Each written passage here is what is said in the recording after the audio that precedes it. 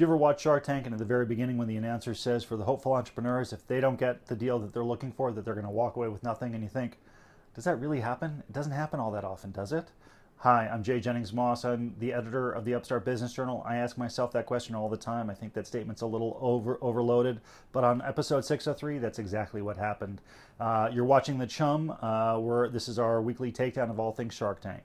So the pitch that I was talking about went to Soap Sox, two entrepreneurs from Southern California who came up with this great idea of a mashup between a stuffed animal with a sponge. And the whole point was that they wanted to encourage kids that bath time could be fun. They were looking for $260,000 in exchange for 10% of their company. It put their valuation at $2.6 million. Now, some of the sharks had problems with that valuation. Other sharks had problems with the fact that they were selling this product for $20 each. They thought it was just way too expensive. So most of the sharks said no, they weren't even going to play. But Damon John, who has been shaping up as sort of one of the most interesting sharks to watch this season, he's done more deals than anybody else, came through and offered them $260,000 for 32% of their company. So a significantly reduced valuation. The guys countered and they said, hey, how about $350,000 for 15% of our company? Damon stuck to his guns, so did the guys, so there was no deal there. Out of left field, though, came Lori and Robert, and they jointly offered $1 million for the entire Soap Sox company and the product line. They said to the guys, look, you can go and develop whatever else you want with that money. You know, we have confidence in you. We think you're good entrepreneurs. We know you're going to do something great. They said no. They wanted to develop their product. They wanted to build out Soap Sox.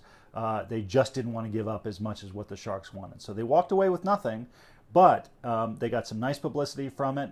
It was a good pitch, sound, reasoned, and I'm sure that they'll do well going forward. Now let's talk about our deal of the night. That went to a young woman named Anastasia, who was a law student when she created Heart Pup, which was a satchel that she could carry her small dog in. She made them herself out of Italian cashmere.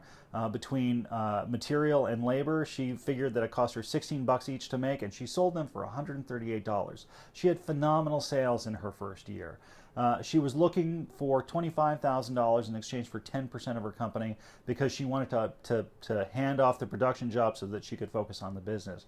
And here comes Damon, and he offered $50,000 for 40% of the company. Anastasia wisely saw Damon and his apparel expertise and said yes. And so they formed a deal together, and that clearly was our deal of the night. Now for our lesson.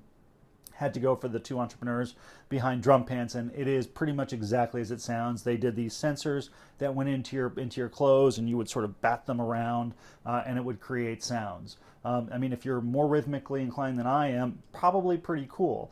The problem is their evaluation was way too high. They priced it at $3 million for their company, even though they'd only gone through a Kickstarter.